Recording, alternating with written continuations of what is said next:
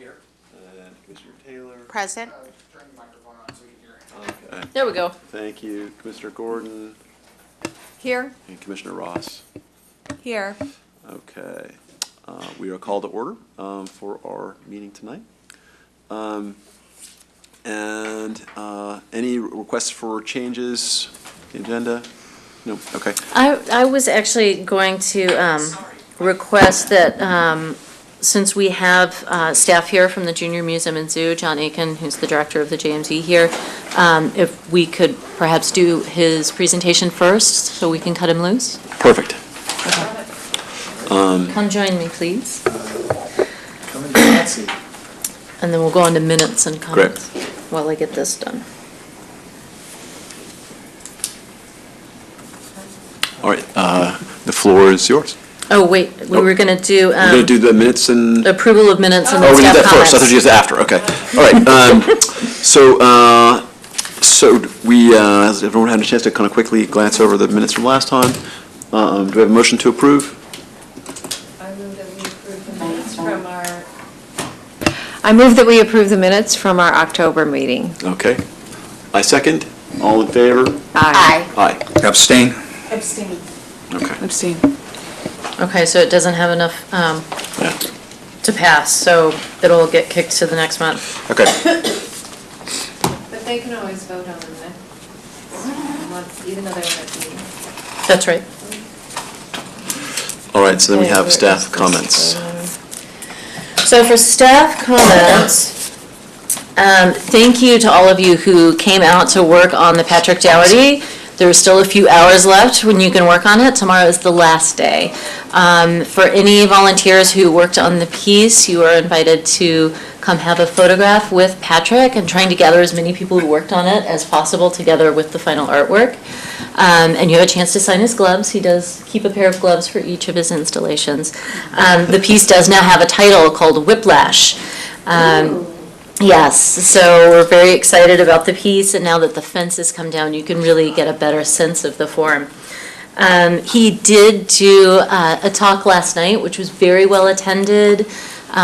He was very charming and full of wonderful stories, and I know that the Art Center staff did try to make a recording of it as an experiment, so if you're interested, I can look into how that actually came out. As I said, it was a test, so we're not sure about the quality yet, but if you're interested, please contact me. And then the only other announcement I have for comments is Coverly Artist Studios. They have their open house on December 3rd from 11 to 5 p.m. So it's a great opportunity to go meet the artists. They put a lot of time and effort into setting up the studios to receive guests, so you'll get to see some really great artwork. So I hope to see some of you there, and that's it. December 30th. It is December 3rd from 11 to 5. All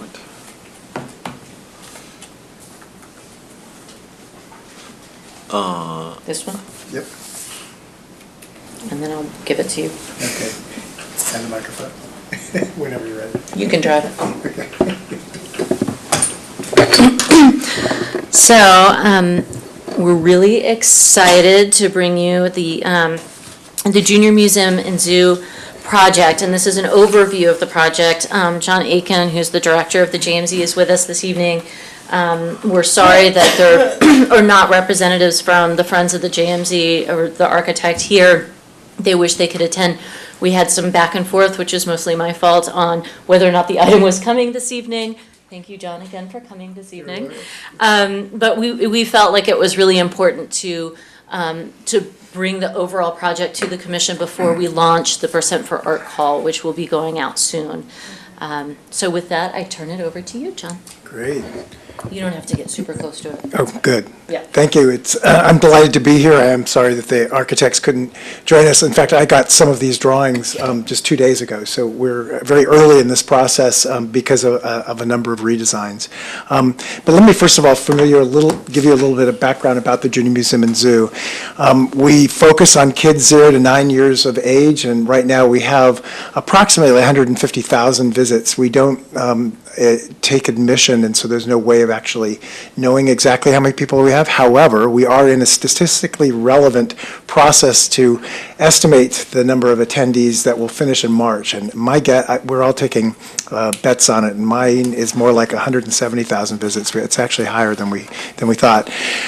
Most of them are actually not from Palo Alto. Only about 24% of them are from Palo Alto, 80% from about 15 miles around, and many, many of them are repeat visitors. It's a family favorite for those that come. We also have a second demographic, which is our outreach programs. Our science educators, which are the bulk of our staff, work off-site in the local elementary schools, serving about 19,000 students right now. A total of 60 schools we're in this year on the peninsula. And we do pro bono science lessons for those schools that can't afford it in East Palo Alto, East Menlo Park, Mountain View, and actually this year in Redwood City. Thanks to the Friends of the Palo Alto Junior Museum and Zoo. Now let me get a little bit into, we're rebuilding, and I pulled out all the slides about why we need to rebuild, but essentially we've been around for 82, we're in our 82nd year. The building was built in 1941 and then cobbled together a number of renovations and really no longer suits the purpose as well as it could. And we're out of storage space. We struggle to meet accreditation standards for American Alliance of Museums, the Association of Zoos and Aquariums, and so those are a couple of our goals, but let me go through some of our other goals. We really want to have create safe and effective ways for kids to interact with animals, even in closer situations than we currently can. Develop classrooms that improve engagement and learning, improve access and safety. More toilets and wayfinding. We actually only have 4 toilet fixtures for that 150,000 visits. Create outdoor spaces and nature experiences for kids. Improve access to Rinconada Park and the other children's amenities there. It really is a cultural facility for children, Rinconada Park, in many ways. Provide facilities for animal health and quarantine to meet the standards of the Association of Zoos and Aquariums. And then also improve the care and storage of our non-living collections. We've been Palo Alto's attic for a long time. We've got some interesting stuff. Not all of it meets our mission. We passed some policies with council this last year that allows us to sort of vet those to our mission, but we need to take care of those things that are in the public trust as well as we can to meet the standards of the American Alliance of Museums. And then we also need to improve storage and access and safety areas for staff to work in. It's amazing what we do in these facilities. I have amazing staff that do amazing things, but you ought to see their offices. They're pretty awful. And then, of course, implement green practices, which is a goal of council and the city of Palo Alto. So now let's get into the design. So if you don't have kids 0 to 9 years of age and are not frequent visitors now, let me tell you where we are. We're on Rinconada Park, Middlefield Road, right there between Walter Hayes Elementary School and Lucy Stern Community Center. There's an existing parking lot that is awkward at best. It's divided in half to keep people from cutting through. There's 2 entrances. The wayfinding in the parking lot is difficult, and we find that the entrance off of Middlefield in front of the road is actually, or in front of the museum, is actually dangerous, and so we would like to have that closed. So we are proposing a site layout that includes reconfiguring the parking lot, addressing the entrance to Rinconada Park, wayfinding, bicycle routes, all of those kinds of things, public transportation along Middlefield Road. And it's an interesting site. It has a lot of constraints for us. There is the park boundary, and the Park Commission would just as soon not have large buildings built in the park. So we're trying to do all of the proposed changes to the building outside of the park boundary. The zoo, most of the zoo lies within the park boundary, but not all of it. And then there's a utility corridor that's about 20 feet wide that goes right through the site that restricts us from putting buildings on top of that site. And then a number of heritage trees that we want to protect. And then, of course, setbacks and all of that. So let me zoom into the actual building and talk about it from a programmatic standpoint, and then I'll end on and I'll show you sort of the look and feel of the building. So what we're doing is there's an existing dawn redwood tree where it says entry courtyard there that will be the entry for the public to come in through that courtyard underneath the Don Redwood tree and into the exhibits gallery through a ticketing area. That courtyard also provides exterior access to our education areas. We've been able to maximize our use of the site by putting all of our circulation outside the building and dedicate interior space for exhibits and other kinds of programmatic needs. To the north of the site, but still within the visitor experience, will be an outdoor science courtyard under the existing pecan tree. And then access into the zoo, which we're calling Loosen the Zoo. And I'll explain that when I've got a slide of the zoo. So kind of here's what the site plan looks like. An exhibit hall that's probably twice the size that we have now, 2 classrooms like we have now, but larger, better configured for children, and one that has a dedicated bathroom for very young kids, and the other one has a bathroom right next to it, so it's easily accessible. And then for these outreach programs that I talked about, there is, on the education wing, a large storage and sort of organizational area for the curriculum that we box up and take out to the schools, and it includes both our collections and the stuff, bottle caps, inflatable astronomy dome for teaching aquarium, or teaching astronomy, thank you. Microscopes, chemistry equipment. It's just amazing how much stuff needs to be stored to be able to do it. It's great stuff. It's wonderful. I'm not picking on the stuff at all. And then other back of house areas, mostly for animal care. The shop, which is not a gift shop, it's actually a mechanical shop for maintaining the exhibits and prototyping the exhibits. And then the zoo will have homes for all of the existing animals that you may know if you've been out there. The tortoise, Edward, is one of the most popular these days. The raccoons are also very popular. But the zoo is going to be almost totally rebuilt. We're going to save the bobcat exhibit and create larger habitats for the existing animals and add one new habitat for meerkats. Meerkats are an active diurnal species that lives in a colony. They make great children's zoo exhibits.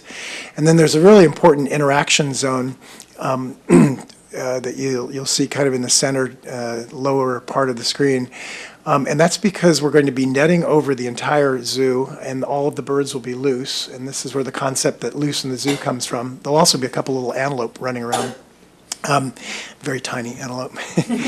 And that interaction zone is where the animal care staff that have relationships with all of those animals and relationships with the kids can facilitate interaction between the animals that are apparently loose and the children that are visiting. The rest of the experiences are designed to be highly interactive for the kids, so lots of places for the kids to crawl in and under things. There's a giant tree in the center that kids can climb through the root zone. They can climb through the turtle and cichlid exhibit because that's an underwater exhibit, and you can actually see the kids crawling under the water through the exhibit. And so a lot of highly interactive things that will really improve the visitor experience. And this is kind of what it's going to look like. And I only saw this drawing a few days ago. As I mentioned, we've been redesigning this to meet the needs of the Park Commission, and then I don't know if you've been paying attention to the cost of construction these days, but a number of projects are noticing they're losing about a third of their budget to escalation, and we did that as well. So we had a 2-story solution that is now a 1-story solution, and hence all of the exterior circulation. Our architects, Cody Anderson Wozni, are proposing this scheme that is still very preliminary, but what I really like about it is the entrance to the zoo is marked by this entry sort of trellis there in green that sort of draws people to the entrance and the courtyard behind it. The thing about having an entry courtyard is it needs to be secure at night, but it also needs to feel open and welcoming in the daytime, and so that's their objective. To the left side of the screen, that thing that is a gray sort of couple of walls with it's not really a trellis, it's probably shade cloth over the top of it, is actually a site for Phase 2. We're going to build a second classroom there in the future with a insectarium on the roof, and then connect it to a tree fort in the zoo. So there'll be these up experiences for kids to find animals up in the air, and the insects like butterflies, things like that you'd find up in the canopy. But that's Phase 2. It's not in our first phase budget, but we're reserving the space and using it as an outdoor classroom space. In terms of public art, the kinds of things that we've talked about in the RFP, get back to the point here, is stuff mostly on the exterior of the building, because the museum is going to, looking at doing a ticketed gate when we open to be able to cover the costs of running the Junior Museum and Zoo. And so the public art needs to be available to the public that doesn't necessarily have to buy admission. And so things on the exterior of the building, sculptural elements on the outside and the walkways there. The wall, certainly not this wall where I'm pointing at a screen, I should just describe it. On the left-hand side, the temporary building site, we would probably want to reserve till Phase 2. But behind that, and what you see is there's a brown wall. That wall is 10 feet high and extends all the way along the length of the zoo. It's quite long, and the idea is that we really want to animate that with science and nature, and ways for people that are in the park to really engage with what's going on behind that on the other side. It needs to be a wall to meet our accreditation standards and permitting from the U.S. Department of Agriculture, but it doesn't mean it can't be a pretty and interesting wall with all kinds of interactions. Do you want to address other ideas that we've talked about? Well, right now, it's very general. As John says, he just saw these drawings, and they're different than the last ones I saw, so I'm just seeing them for the first time, which is fine. But the idea is that as they move ahead with their design, it's really important to start the artist selection process, because we're going to do a specific call for this. There are a lot of artists who really specialize in this kind of environment or facility, and so it makes sense to not use our pre-qualified pool, but do a special call for this. So we'll do an open call, especially because it's around the holidays. It should be open probably a little longer than we normally would. And then we'll shortlist some artists to interview, and then come back to the commission with a final selected artist. So it will take a little bit of time, and so thus the urgency. If we don't meet in December, then it would suddenly be January before we could start this process. So we really wanted the opportunity to give the commission an overall picture of the project, let you know that we are, moving ahead with this call for artists, and solicit any input or thoughts you may have about the public art. Clearly, we're looking at the public areas, so that that gateway entrance area, the wall facing the park. I mean, there's a lot of public facing spaces where an artist could get engaged. And we're estimating the budget for the art would probably be 150 to 200. Is that about where we're still landing? So it's an adequate enough budget to do something impactful, but we also want the artist to be able to come in and integrate with the design team and sort of, and leverage some of those line item, budget items. So that's it. We agree we're meeting on the 15th, so the 15th is the third Thursday. That's the commission recognition thing. Can we do a shorty meeting If we have something urgent, I would recommend that we just do a special meeting at 6 o'clock prior to it. Okay. All right. Will you be ready by then to present something, you think, or no? No, okay. This is just to inform the commission about the project, because once we go out with the public call, you may get some questions about the JMZ project. So we wanted to make sure that you all have the proper information as we move forward. So it will likely be January, February before we come back with an artist. Okay. It's exciting. It is exciting. I'm really excited to work on this project. It's the first time John and I have gotten to collaborate, so this will be good. So is it the entire perimeter is the wall that we're talking about? The wall really is along tell, like, the where is the Rinconada wall Park talking side. We have a boundary with Walter Hayes. I could go back to the site plan and kind of show you that. So most of our boundaries are on Walter Hayes, the parking lot, or Middlefield Road. And so there is a facade along Middlefield that is important. And right now we have this big colorful sign. It's very much like the art Center sign. We've got to find a site to replace, to put that down, because it has to move for the construction. But that area is possible, this area facing the parking lot. The parking lot itself is going to be rebuilt, and so elements in the parking lot are even possible. And then the wall in Rinconada Park really runs from the entrance of Rinconada Park about to the end of where Walter Hayes Auditorium sits. It's about there. So is the art contemplated for the entire, because there's some places where it's probably not as visible to the public? Right, and so it would be, once we selected an artist to bring on, then we would identify based on their skill set and what they're interested in, Right. what would make the most sense. And it likely would be that they would choose one more impactful spot than try and address so many different areas. But those are just some initial things that we spoke about. But that wall does have a pretty big presence on the park, and so it would be nice to be able to do something with it, for the people who are in the park that would also reflect what's taking place within the JMZ. So I have two questions. Sure. First of all, it's really great that you're updating and remodeling. So are you actually going to tear down the building, or is it just that was my first question. Then I wanted to know a little bit about what the buildings are going to be made out of, what materials. Sure. We are going to tear down the building. We're only preserving the existing Bobcat exhibit in the zoo, which is made of landscape materials and steel poles and stainless steel netting. The building currently is made of wood, and the new building is going to be mostly wood frame, some steel framing for the higher voltage areas, and then with stabilized steel beams inside.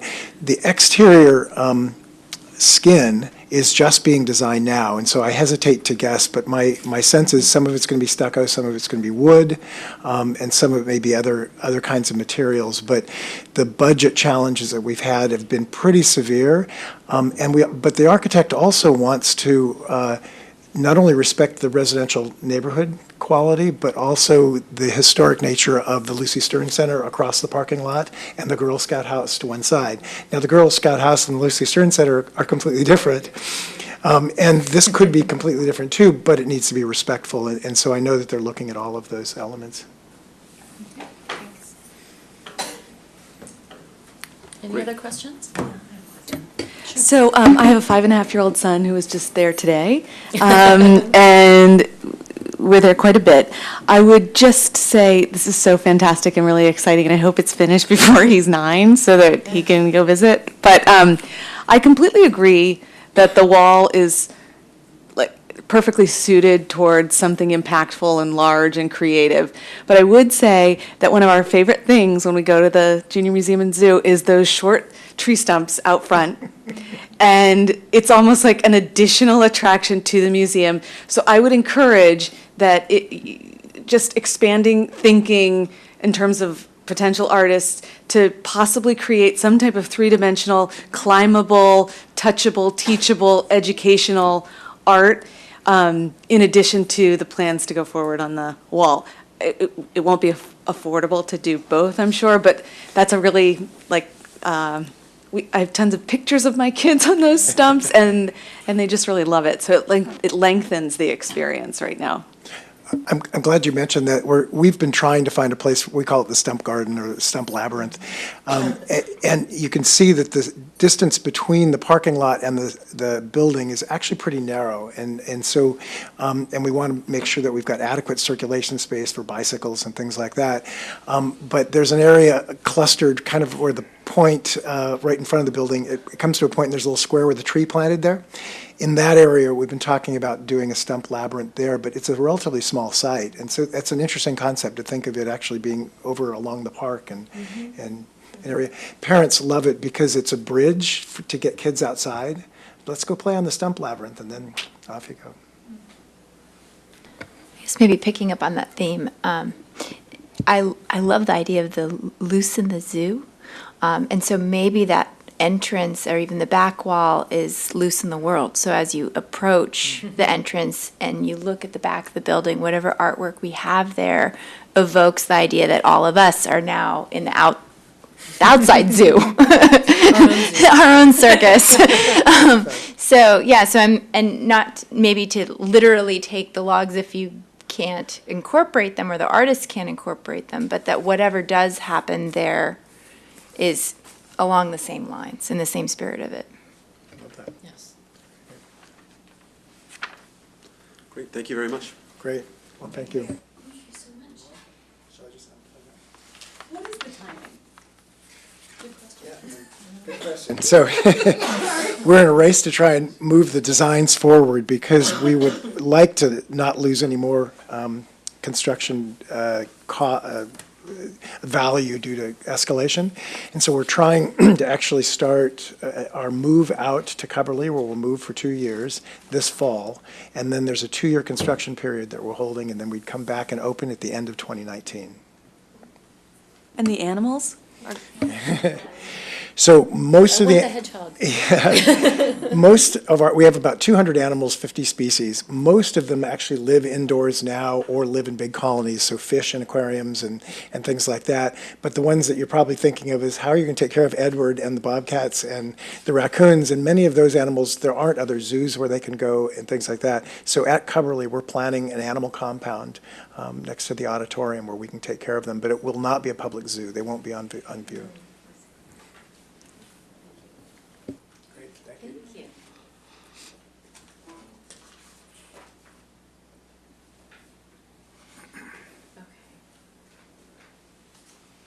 So now that we've sort of played with the order of the agenda. Yes, you did.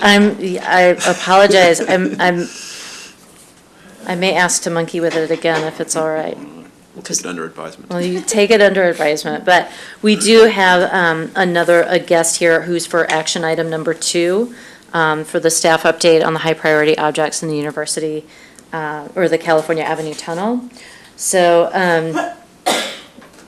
if you're amenable, I would like to take care of that item next so we could let our guest go.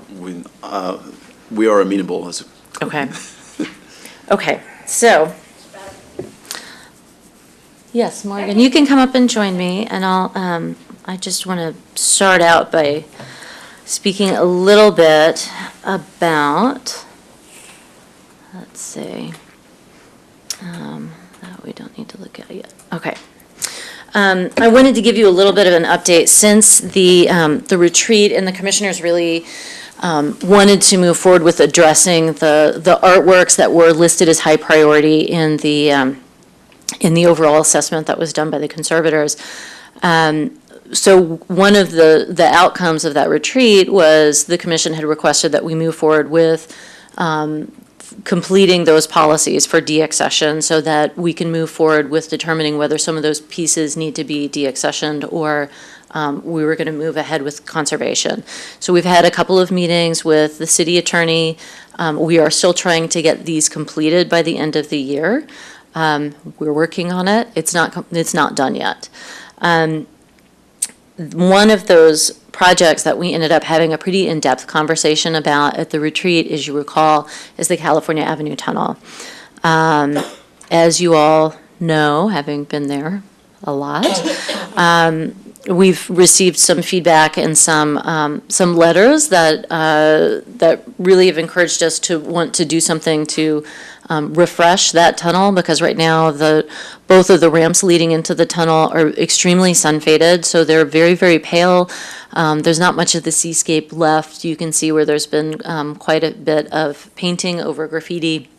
And then as you get into the deeper part of the tunnel, that's where you get a lot of the water damage. There is some more graffiti overpainting, but you have lots of paint coming down off the walls because there's a real infrastructure issue there. And there's quite a few places where the bikes trying to get around the gates have really gouged the walls and damaged the mural quite a bit. So we went back and looked at it some more. We did engage Morgan Burka, who has helped us with several things, including helping restore one of our beloved Greg Brown pieces that was, a little triste. So, so Morgan's been a good help to us and is a very talented and accomplished muralist, an artist in her own right. And so we started having discussions about what made sense to do at that tunnel, because if we were going to repaint the whole thing, the reality is with the water issues and the bike gates, even if we repainted it, well, first of all, removing all the paint there is its own problem, but even repainting it, it's going to be peeling and gouged in a couple of years anyway. So it doesn't feel like a wise resource of funds to do the whole tunnel. But Morgan came up with a really interesting idea about how to use the existing undersea theme, and sort of collaborate instead of trying to match what's there, to do something new, adding new elements to it that would help mask some of the places that are completely, that were more cosmetically challenged, I guess we could say. And adding new elements to it. So it would be refreshed and updated. It's not just trying to recreate what Oscar had done with the students, but honoring that, okay, we're going to do something different here and bring in another artist. And so I have Morgan Bricka here, and I have some examples of her previous work with undersea scapes, so you can see some of the work she's done. But Morgan, I don't know if you wanted a chance to speak a little bit about how you would approach this project. Well, I feel like examples of my work are a great place to start. Okay. Because I don't know if you guys have seen my work before, and it's just good to start the conversation with visuals since that's what I do. This was the kids' room. I do mostly public murals the last couple of years, but I just happen to have a couple samples that were kids' rooms from a few years ago because I don't do as many underwater murals for public murals. So that's why I had to dig into my kids' room. So that was just, I don't know why. I guess I chose that one because the blues and grays reminded me of the California Avenue one. You're going to have to get a little Oh, yeah. Okay, closer sorry. to the mic. Sorry, Morgan. And then does this go down? I mean, I could have brought up my website too. Oh, you think? We can if you want. I showed this one. I did this in North Carolina, but the way that oh, sorry, hi. Come on over, I won't bite. Yeah, just using sometimes just water movement to hide some of the problems. So no fish in this mural, but I do a lot of it's just a lot of water movement. This is on a, this is on a firewall. They redid this, basically an Olympic swim center. It has 3 pools, and they were required by law to put a big wall in the middle of the center. And so they were like, well, what are we going to do, paint it white? So they hired me to paint this. So it's a like Olympic swim inspiring mural. I'm going to use this because the other one didn't work. This is just this was like a nursery I did about 4 or 5 years ago. And I'm going to show you a close-up. So just adding, do you see how we can add some color there? We can add color to the coral. Also, in the underpass, a big part of the problem is that the seepage affects the bottom part of the mural the most. So it's possible we could just put in some sandy bottom, and you've automatically picked it up a foot. And so that might be one way, as what we're going to try to do, or well, my thought is to create not something that looks patched, not something that looks like all the artwork is right in that problem spot where the bars are, but something that is balanced and has elements throughout that are overlaid and probably bright. I like to make people smile with my artwork in general. You got a little fish looking at you, like the first one, that grouper. So it won't be this detailed per se, but the idea of the sandy bottom, the idea of some corals growing up, an octopus coming out of a rock, you can make that rock kind of emerge from the blues, like it's, misty, and then create a dark spot for an octopus to pop out, or maybe even crawling over the wall. I mean, am I in the right track? Is this useful? Yeah, that's great. Okay, because I can keep going.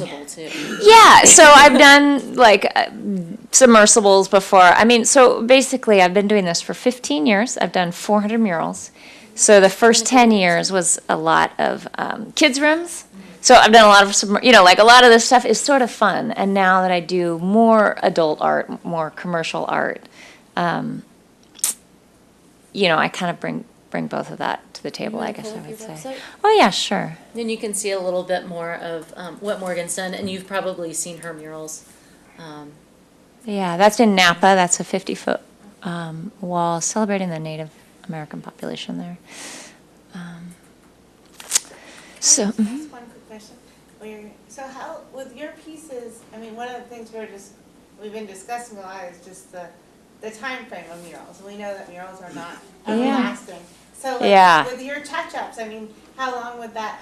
yes, so that's the most important part of this conversation is, Initially, the Arts Commission approached me for a bid, and I said there is no short-term patch solution because the wall is peeling, and you can't paint on top of peeling. And then they explained that to really fix the water seepage is not It's a feasible. it's a bigger this infrastructure point. problem, and it's not on anyone's radar screen to fix at the moment. So this it's a temporary fix, but it's something that we could do that will buy us some time, that will make it look better, help, give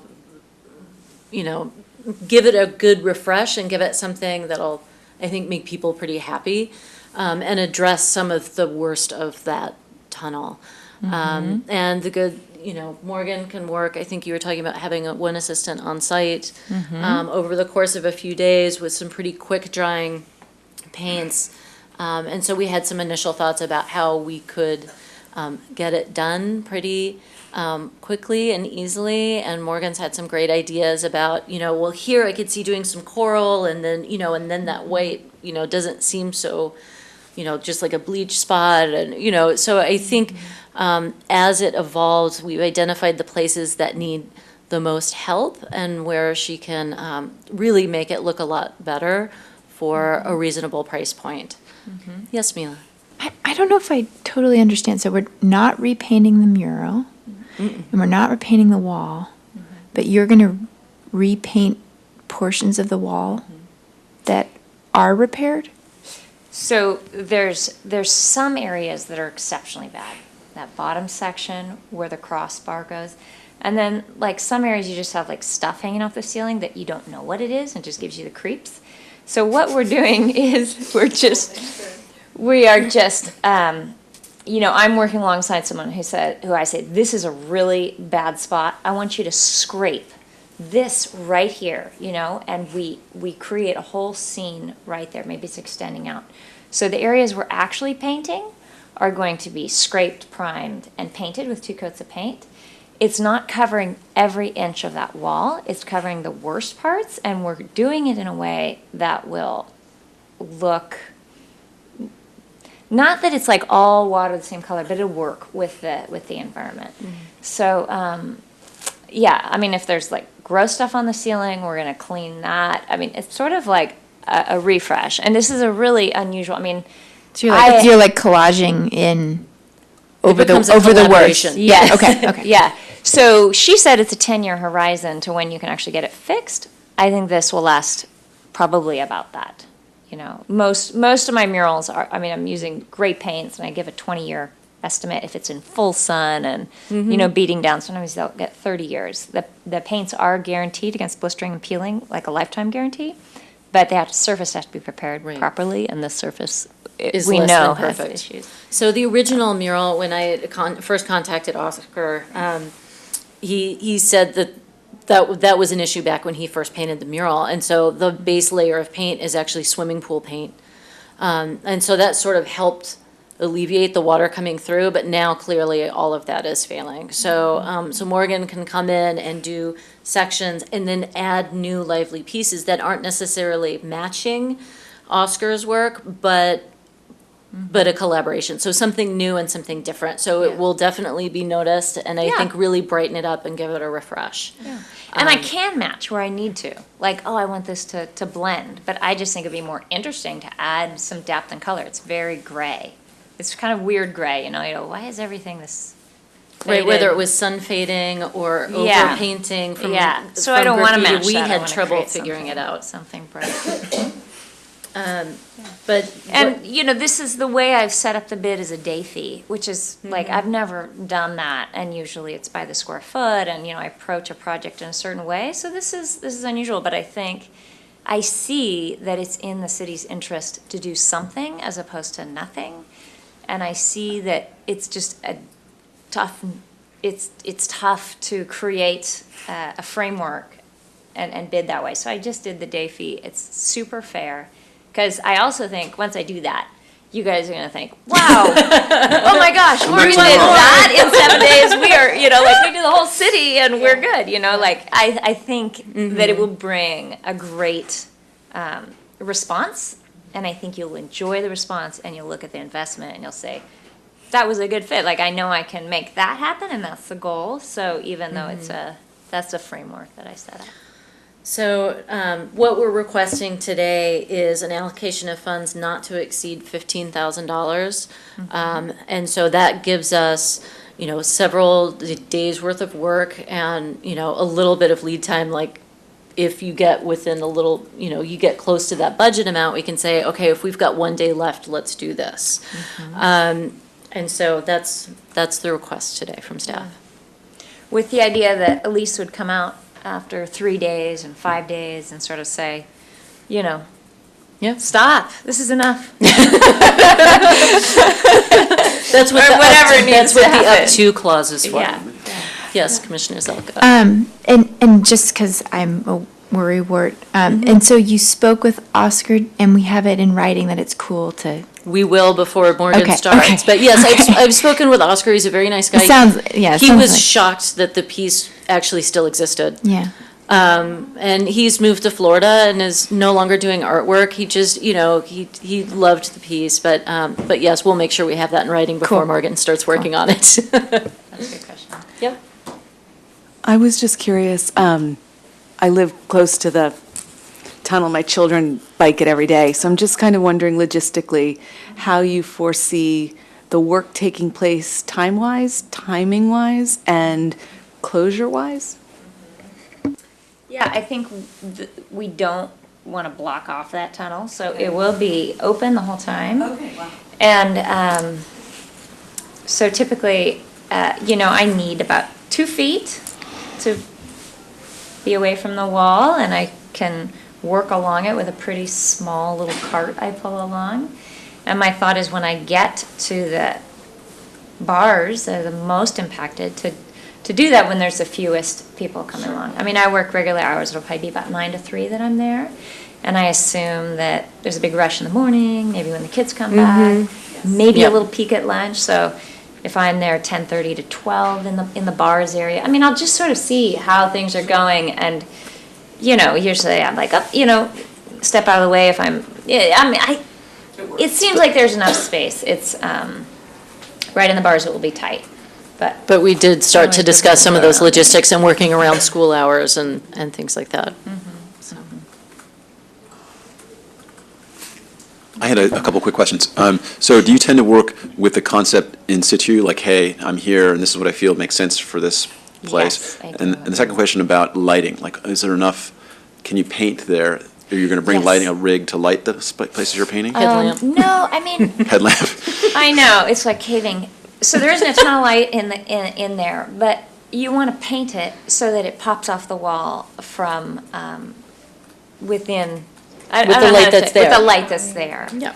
So I've just been mixing colors for so long. Like this project, Michael Mina, there was another section, it was before the lighting came in. It was all these grayscale. I did the whole mural in low light, and they lit it. It looked great. I mean, I just have worked in all sorts of different kind of environments, so I can sort of judge how I want it to look. But basically, it's going to be lit that way, so it's okay to paint there. And then the second question is actually really important.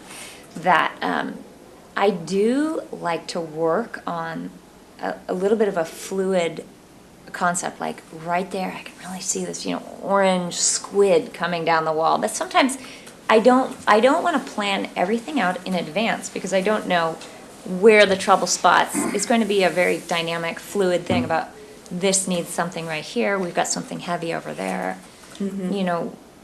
What makes sense there? Do we want to just kind of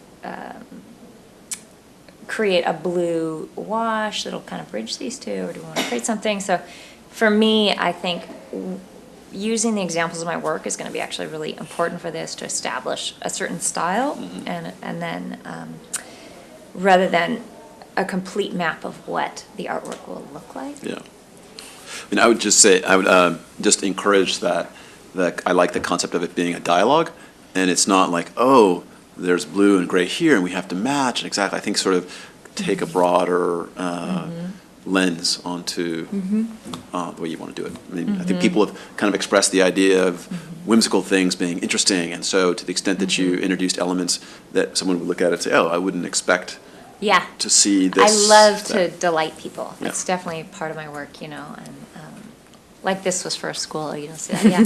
It's fun, because everybody in the community is going to be going through there. So Yeah. it's not a kids mural, Right. but some things are delightful. Just make it fun for everybody.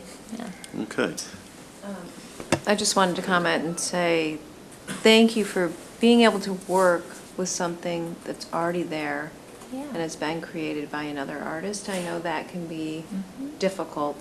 And we really appreciate it because these tunnels are challenging for us. And I think it would be great to get a refresh there. That is a highly used tunnel, and people will be excited to see so too, yeah. something new, but you're not taking away anything Yeah. either. So Yeah. that is really going Yeah. to delight people, Yeah. I think. Yeah. So, thank Yeah. you. Yeah, thanks, Lauren.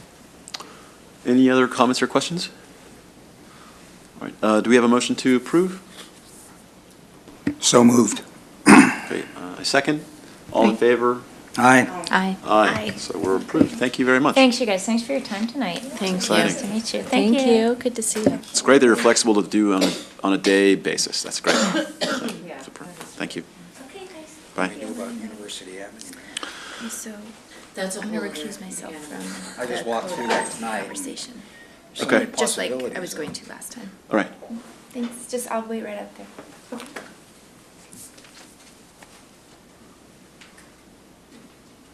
We'll commence the heckling shortly.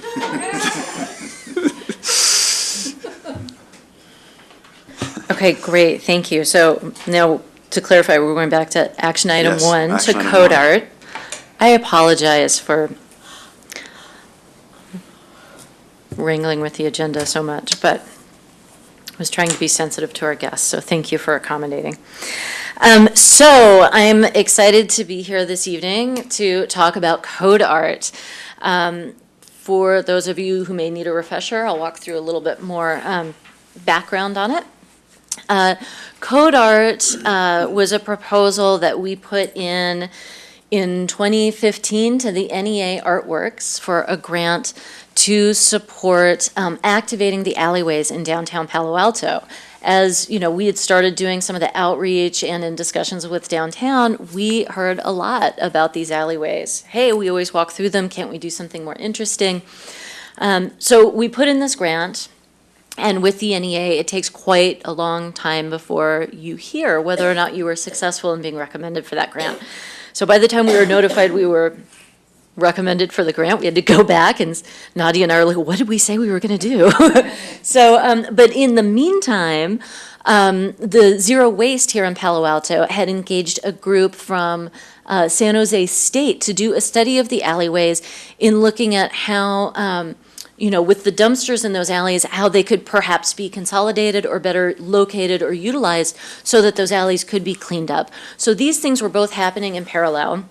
We got the grant, which we're super excited about. And this is what we're seeking to do. We're turning downtown Palo Alto into a laboratory for urban interventions and creative placemaking while engaging commuters, residents, students, and visitors in dialogue to shape the future of the downtown corridor. So what does that mean? So this would be a 3-day event. We've partnered with our IT department. It seems like when we originally put in the grant, we were going to have this dovetail with 01's biennial. They have canceled their biennial. And so we're casting about for something else to gain more synergy for our event. The National Day of Civic Hacking is June 3rd, and Jonathan Reichenthal was excited to have the hackathon here in Palo Alto really focused on these underutilized spaces and alleyways as well. So it's going to be a 3-day event. It would open, say on a Thursday evening, and then culminate in the National Day of Civic Hacking on Saturday, June 3rd. It would be one interactive new media artwork. So it would be a temporary artwork that could last a period of the 3 days. So that could be something like a projection that may completely alter the facade of City Hall. And it would make sense that that only exists for 3 days. But it could also be a sculptural element that has interactivity to it that could last far beyond that festival. So we're just now approaching some artists to consider proposals for that. And then we're putting out an open call for urban interventions. And this is where it gets really exciting. So we are not limiting ourselves to who we generally qualify as professional artists. We want the geeks, we want the makers, we want to tap into the brain trust that is involved with Palo Alto and cares about this place, to come up with proposals that would illustrate how to alter those alleyways. We're not anticipating with these stipends that they're going to completely transform them. It has to be temporary by nature, especially since there's lots of historic buildings. But it could be a number of different things, and I can show you some examples. And then, of course, the National Day of Civic Hacking on that Saturday would also take place. So what are the spaces we're talking about? These are the alleys. We've all walked them and seen them. And then also there's Lytton Plaza on the right. Centennial Way, there's all those interesting, that crossbar of alleyways across from King Plaza. King Plaza would be open for urban interventions and/or the major installation. And these are some of the examples that we shared with the NEA. So by no means think these are the artworks we're going to get. These are the kinds of things we were thinking about. So this was a temporary installation. What you're looking at is pieces of string across an alleyway, and those are all pieces of paper that all wave in the breeze, and there's a projection of the daytime sky up there. And they cleaned up the alleyway, and they put in like beanbag chairs, and people all hung out under this installation. Jen Lewin, you may have seen this. It's called The Pool. It's an interactive installation where every time you step on a disc, it changes colors. This I liked because it was very low tech. This is made of pool noodles. And just a fun way to activate an alleyway in a different way. And this is some of what I anticipate we'll get as well, that someone could use virtual reality or augmented reality to illustrate how they might change one of these spaces. So it may not be a physical installation, but it may be an experience that you have at that particular station. And then, of course, there's the Red Ball Project, which would be really fun. It's not likely to occur for this, but I love the idea that you would have this item that would change places every day. So, and yeah, he tends to do these for, 7 to 10 days in a city, and every day it appears in a different place.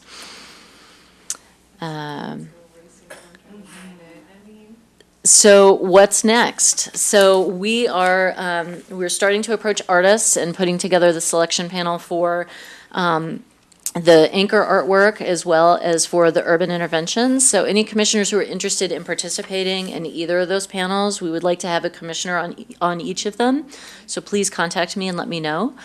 We're moving forward with fundraising, and actually I have a nice color 2-page fundraising sheet, which unfortunately is in the print shop downstairs because I was not able to get here in time to pick it up. But I can send you the PDF, and anyone who would like some hard copies, please let me know, and I'm happy to get them to you. But we do have about $20,000 we need to raise to complete our funding for this project. And that is it for Code Art. And so what I'm here this evening to ask for is I'm requesting $25,000 to be allocated toward the support of Code Art. The NEA granted us $30,000. We have an obligation to match those funds, but between the 25 the public art program puts forward, we have some coming from IT, and our fundraising, we will more than cover that match. Yes. I just wanted to say, first of all, really exciting project. Can you talk a little bit more about the anchor artwork piece? Sure. Like, for instance, this, the urban interventions, the budget we're working with on those it's a $4,000 stipend, and we would offer them some some assistance on fabrication. So we have some resources we've tapped into. One of the founders of Rebar has offered to come on board to help us. So if someone comes up with a great concept but has no idea how to fabricate it, we can have him work with them to do that. But the anchor installation's more like a $40,000 budget, which would cost that to do a major projection, like transforming the facade of a building or something on this kind of scale. When you get those high caliber projectors and things like that, it would be a bigger scale. But it's still all in the same theme. It's not like this anchor project is separate, like they kind of all go together. Like the anchor is sort of the dad and like the 8 are like the kids. Like they all sort of. They do, but the artwork, we're soliciting professional artists in the same way that we do for our other projects. The urban interventions, we're really opening it up to everyone. And that's where we're really trying to plant these seeds, this experimentation of what works, what doesn't work. We'll have to have volunteers gathering input at each of those sites to report back to the NEA, but also Institute for the Future is a partner on this project. And so they have agreed to not only, perhaps host the kickoff event in their space, but also help lead some of these discussions, synthesizing that information, thinking about artists as futurists and what that means for the future of our downtown. Do we want to take one or two of these concepts and move toward implementing them on a more permanent basis, or do we like it as a festival?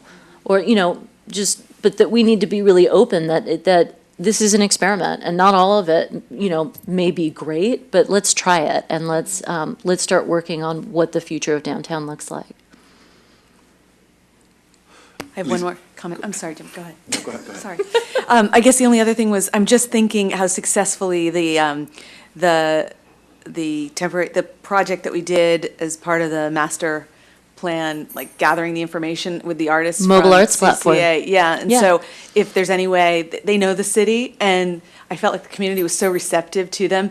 Like if there's any way to involve those guys, or what's going on at CCA, art and social practice, I would encourage it, even if it's like as panelist or just, in some way involved. They were really so key and integral to how great that was. And I'd love to see them come back. That's in an some interesting way. idea. Yeah, I can definitely reach out to CCA and see if there's some way to get them involved. This is so exciting. Yeah.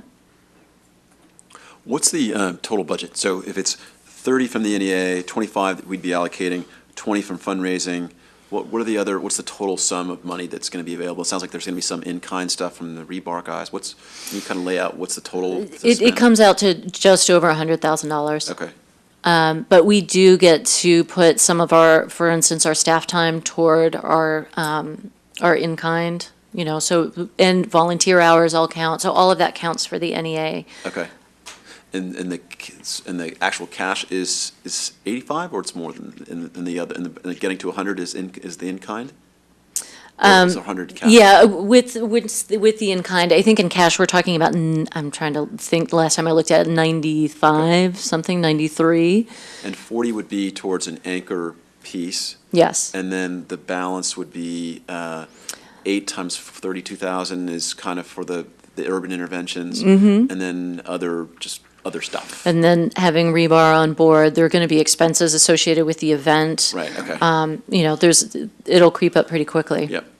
Do you think that is enough to cover what we want to do, or we're just going to have to make it work? That is enough to make this work. If we had more, we can make it work a lot more smoothly. But that's enough to accomplish what we wanted to get done with the NEA. And as a first-time event, we recognize that, this may be scalable. This is our first shot out of the gate. We may come out and say, yeah, we underfunded. We need more funding to do it. So maybe next time we pay $8,000 an installation and we do fewer of them, or, whatever that comes out to. That's the other question I had, is how did we decide on 8 times 4 as opposed to, I don't know, 5 times 6? So what's? Well, we did some research on similar types of things. For instance, the San Francisco Prototyping Festival. But they also they partner them with different groups who help assist them. So we shot for a little more funding than what they got for their projects, because we're not setting them up with Autodesk and with other partners to help implement them. So it was just based on research, what we thought we could accomplish with it.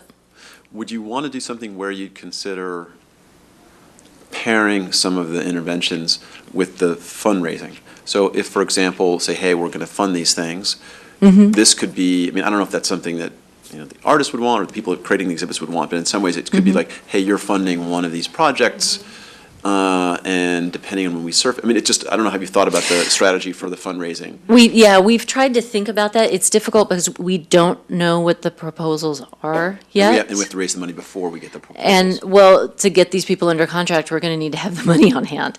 So, so there's that. What I suspect will likely happen is that you'll have a team of people who work for a particular company, and essentially they're going to be able to, you know, they put forward a proposal, and if it's selected, that, you know, they'll be able to utilize the resources of that company to be able to create it.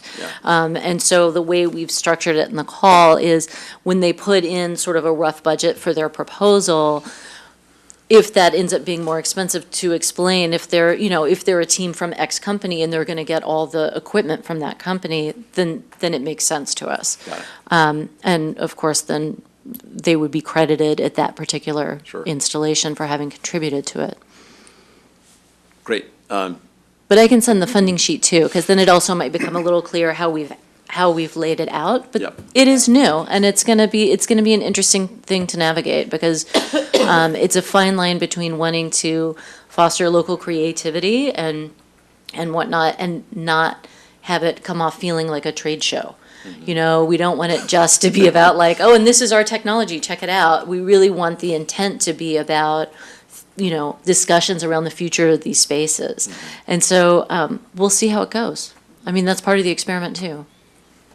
So I would, going off of what Jim said, I would want to know, is there, like, if you did the call and you got a bunch of proposals and you really felt like maybe there's only like 6 that are really, you felt were really just strong. I mean, could we play with that, and is the 8 definitive? I think in the call, we said up to 8, because, Okay. and that'll be for the selection panel to Yeah. decide too, but absolutely, we don't have to fund So I'm 8 just of them thinking if they're not gonna be monitor, like, quality. if- Right. I'm just thinking monitor, like, what, you know, maybe 25,000, that, yeah, maybe we say 20,000, you know, and then with that, I mean, I'm just thinking out loud, but, I mean, because this is, And if we don't raise the funds, then we may very well have to choose fewer installations. But we felt like 8, given the number of alleyways and spaces we have, and we wanted to have enough to make it an interesting outing, so that someone could, you know, walk within several blocks and really visit several of them, that if it was only a couple of them, that it's less of a destination for people.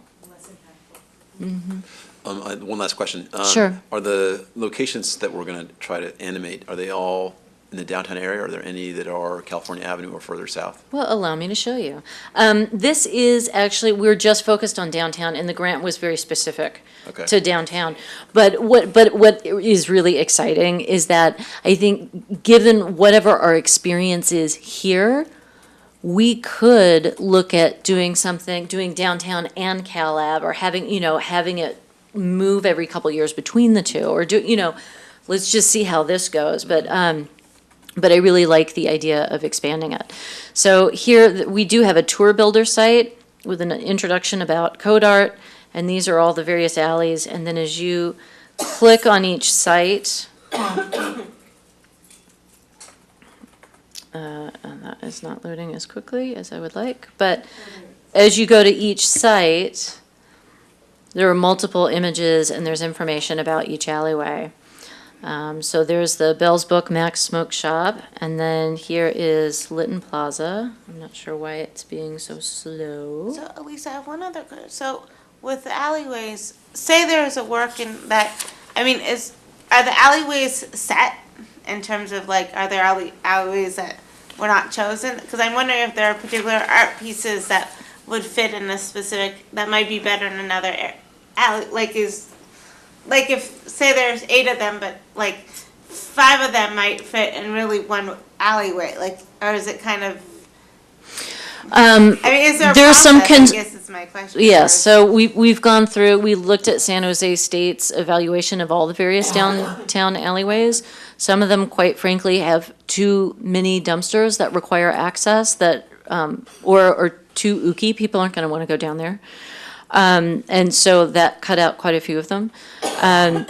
We also don't want to interfere with, business operations. And so there were a lot of things that went into this consolidated list of alleyways. So based on what San Jose State's findings were as far as evaluating dumpsters and placement and use, and also are evaluating how heavily traveled these are. A lot of these are used to cut through to and from the train.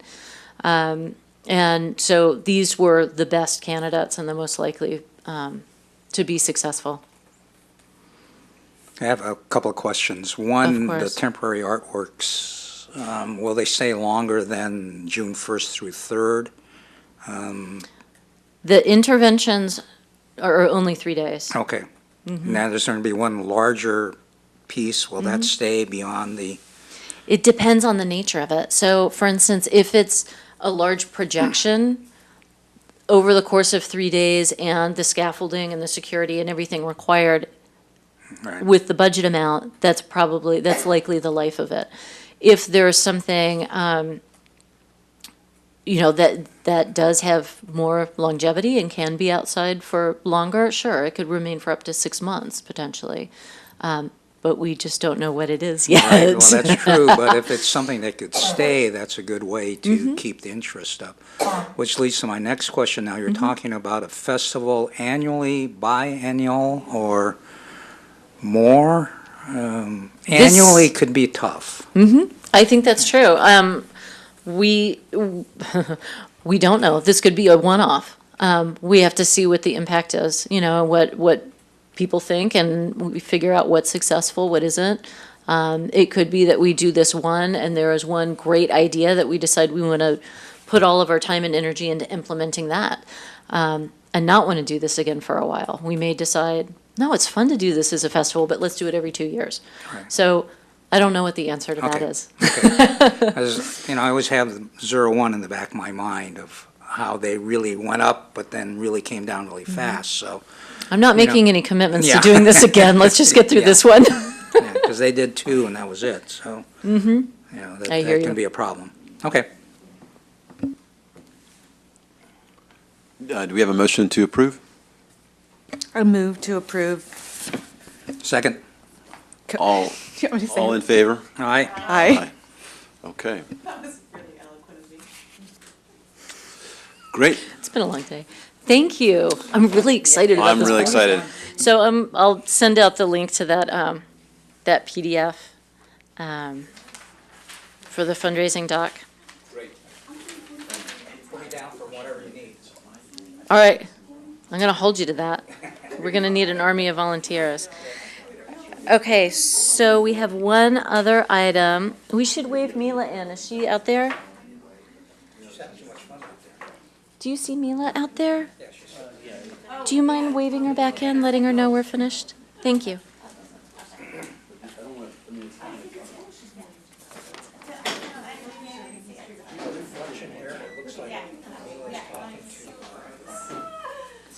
I know, it's funny the way the reflections work. Oh, it does. It does.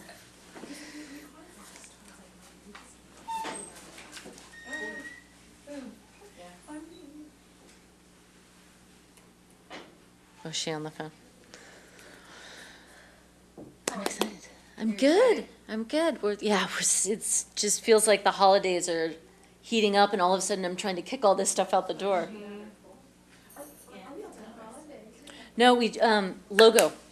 I don't think it'll be I don't think it'll be a long one. Oh, no. I've seen Amanda all day. Oh, are you both in the same program? No, Elise spoke today. It was Arts Day, so they were actually in the auditorium right behind my office. That's great. And I did present. Should we move ahead with the next item, or do you want to wait for Mila? We have item number 3, non-action item number 3, which is the logo development. So it's just to gather input from the commission on this. So as you recall, we decided to move forward with public design. And public design, the reason we had selected them, just to revisit this in case you don't recall, they assign multiple designers to your project. And so you're not just getting one designer, you're getting quite a few. Let me grab, Camille.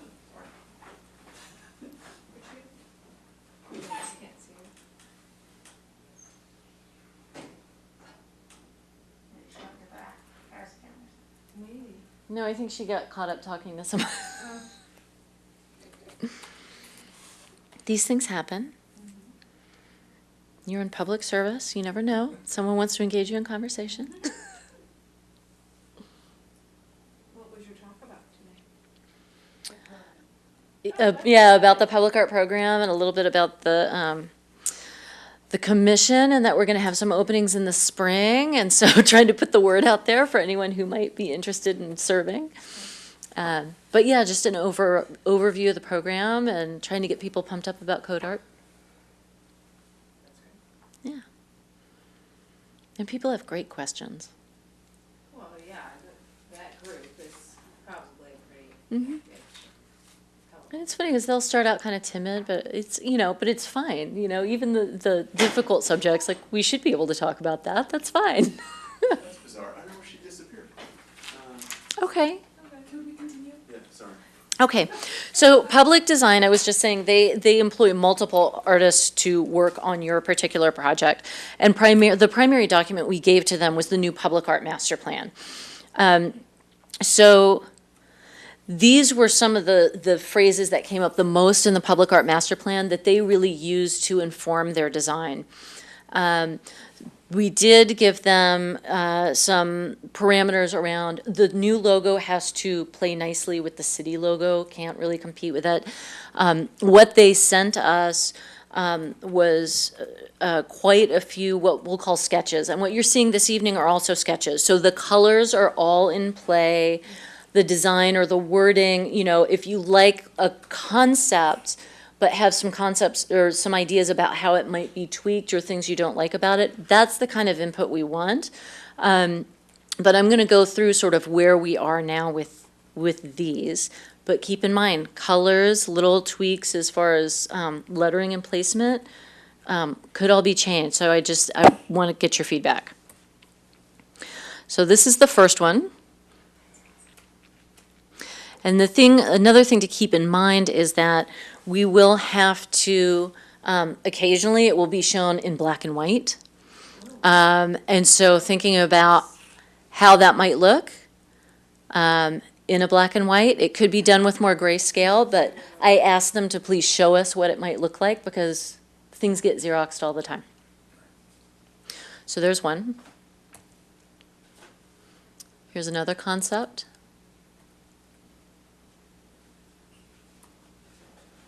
And again, seeing what it looks like with the city logo and in grayscale.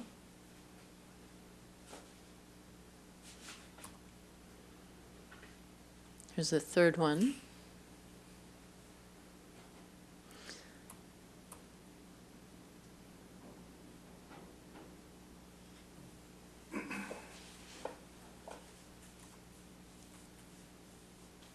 Here's number 4.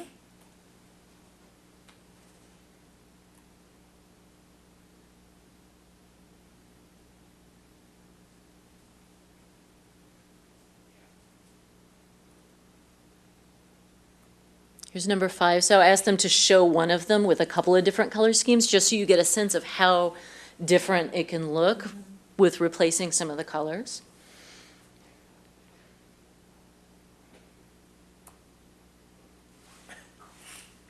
So there you see it in the grayscale as well.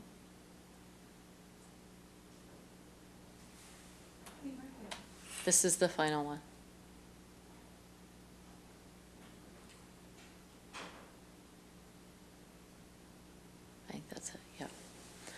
So those were all of them. how do you think it's best to proceed? Should I just start at the beginning and we go through them and we can, like, if you want to comment on this one, do you want to go through each of them, or? I'm curious, How do you- do you have a, I want to hear what you all have to say. That's why I'm here. Of course I have opinions, but. do you have a favorite? I'm torn. There are a couple of concepts here I think could really work for us well. I wouldn't bring you anything that I can't stand. There are, there's one I think that is a weaker one of the bunch, but I really wanted to get feedback from you all first. It's not possible to see them all together. Exactly. I'm sorry, I don't, is there a way to do that? Do you know? Well, let's get feedback as we go. And You can can sort of make this. clip So- it, snip it, and put it in another. No, I just wanted to see, Okay. actually, for me, it was helpful. So we'll say, okay, this is number one. So do we want to Well, get I- feedback as we go? Yeah. It's just, I Would you like me to do it just for you? echo Nia's point. No, we'll leave it. Not because I wanted to compare them all at one Totally. page. It would be It's the very way my interesting brain to works see. too. That was.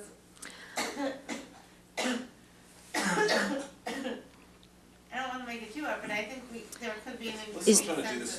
Can you guys just remember? That's going to take a long time. to It's get. not about remembering, actually, it's about Oh, that, seeing it the visually next to each other. visually Snippet tool? next to each other. Yeah. And then I just see. copy and put it in like a Word doc. Or if you just But cycle I'm not- through one more time, like, I could just make a quick. Okay, it's evaluation. okay. Okay, I don't wanna okay, be never mind. a new All right. thing, but- You can also circulate it.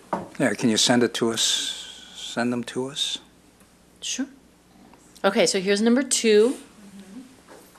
Wait, hold on. That makes sense.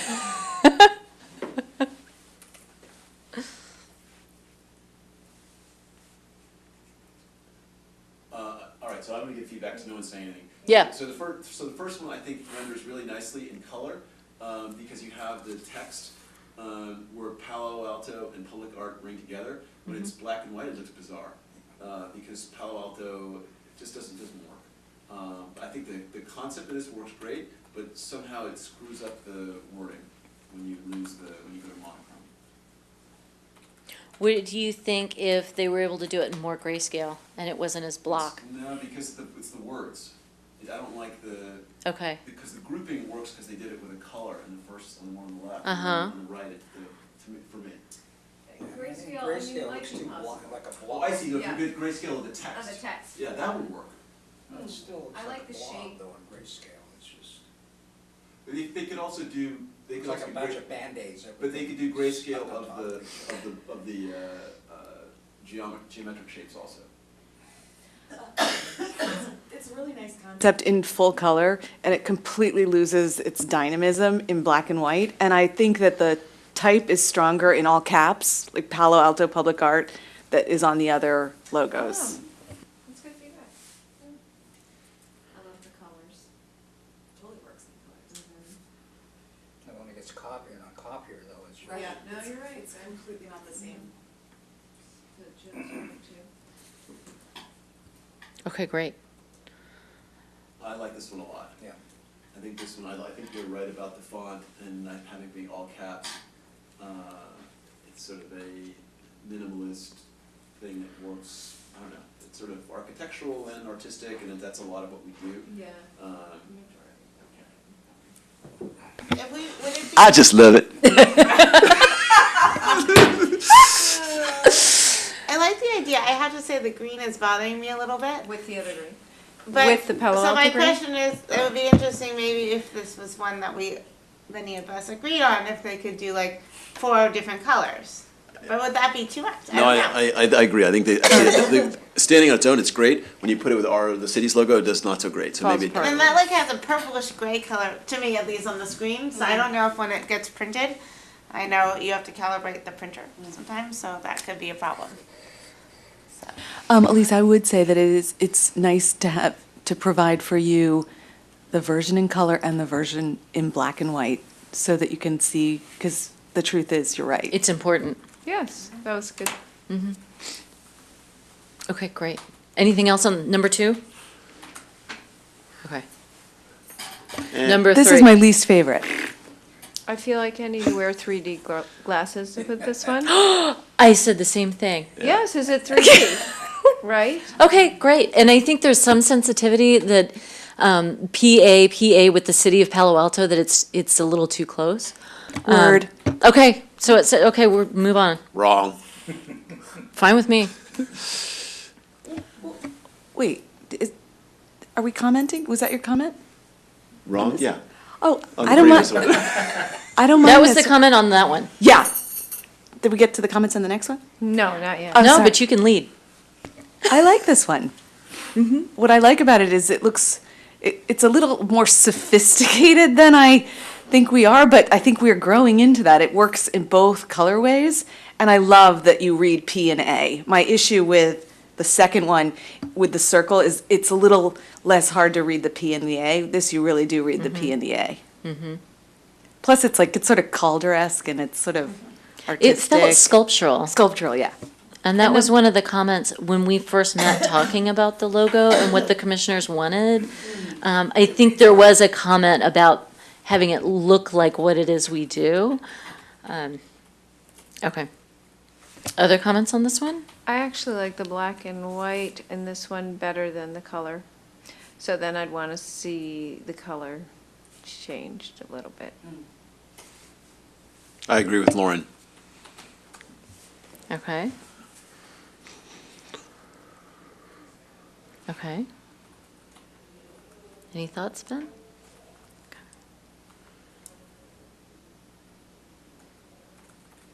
So this shows two different colors. Wait, did the words move out? We didn't get a black and white of that one. Oh, that's interesting, yeah. You're right. Huh. They jumped out of there. The greens aren't my favorite, they look like I think there's too much going on. But I like the black and white of that.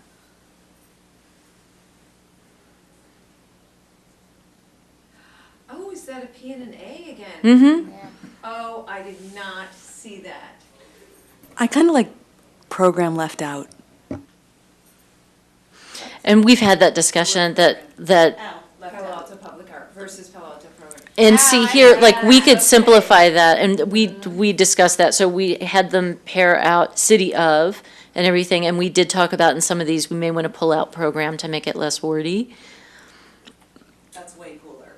I agree. Wow, I just never saw that PA before, so now I hope to see all of that. Yes, I see it a different way now.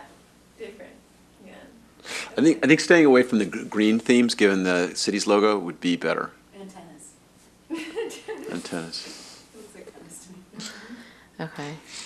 How do you all feel about the gray and pink version? I see one thumbs up. Talking too much, I'm sorry, guys. No. I don't like it that much. I don't care for it at all. I think the Calder one works better. That one? Yeah. But I'd lose program. I agree. That's The easy. program doesn't need to be there. That- Is too like amateurish. That's easy. Tennis. You see, It reminds me of the Neraldi, is that? Narduli, yeah. Narduli, Yeah. sorry. With the bubbles. Narduli. It's more like a Neraldi, though. Or Mickey Mouse. Oh, Mickey Mouse. Yeah. Okay, so I'm not sensing a lot of Bleh. support for this one. Pass on Is this that one. right? Okay. Well, that's two of them definitely out, so that's good. So are you going to tell us your first choice now? Is that all of them? Are we done? Is that all of them? We also see, I know that's not Jim's favorite, but the one with the, keep going, keep going, keep going, keep going. That in black and white. One back. That in black and white. Isn't that what? Oh, you want to see, I see what you're saying, the square version with the text inside it?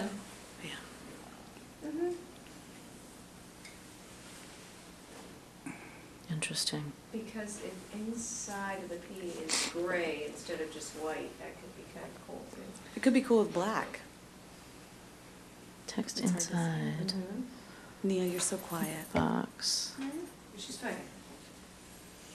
No, I'm not fond of that one. This one? The box one. The thing that's kind of, I think too, if we're doing, we're talking about making shirts or making bags, I thought the other one, that looks too boxy to me. I like having more, like that, something like that. With the programs. Well, I like the. but that's easy, second- we I can like pull that the- out. I like the second one, whatever that was. Or no, not the second one, maybe it was. That's number 2. I'm losing them all, but So this is number 2. I keep seeing different things that I don't see each time. I know, it does help to look I at wanna- it multiple times. Yeah.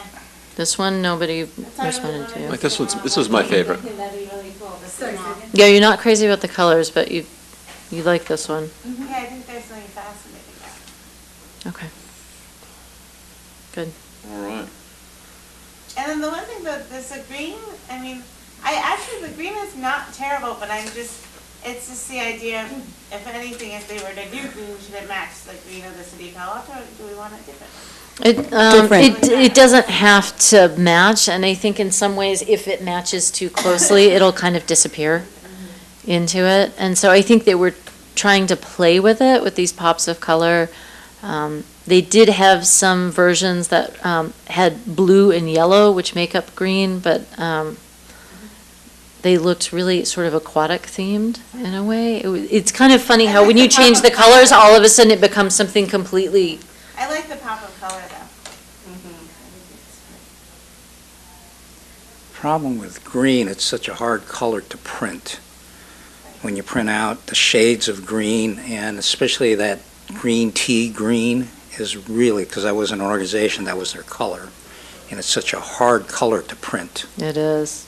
and to match, so Okay. that's the other thing to think about. Okay. On number 2, That's 2. I think that was pretty well liked. Mhm. Again, I just don't think that we need the word program. Yeah. But I would like to see it in black, gray, and white. I think we should call it the Palo Alto Public Art Collective. Resistance is, That's a whole different logo project, Jim. resistance is futile. Change for Okay, thank you so All much for right. all the input, that's really helpful. Great job. You helped solidify some of the ones that I'm less keen on, you all were right there, so I really appreciate that. And I didn't even have to poison the water against it first, that's why I wanted your input first. Okay, thank you, so, Jim, are we adjourning? I just sealed it all up. And, Jim, yes. do we have announcements or for your calendar? Do we have announcements for our calendar? Do we have announcements for the calendar aside from? You're done on the 15th, December 15th, right? The commission recognition event, I believe is going to be scheduled for that evening. So that would mean that we are likely going to cancel our regular meeting. If we have urgent business, we talked about perhaps doing sort of a quick meeting just before that event, if there's anything that comes up urgent. And that's all I got. Anyone else? Super psyched about the Doherty thing. It's really cool. That was so fun to be able to help make that. We took down the construction fence today. I have to go over it. You have to go see. Really cool. Okay. It's gonna be fun. Are we adjourning? We're adjourning. We're Okay. adjourning. 8:37. Call it. Thank you, everybody.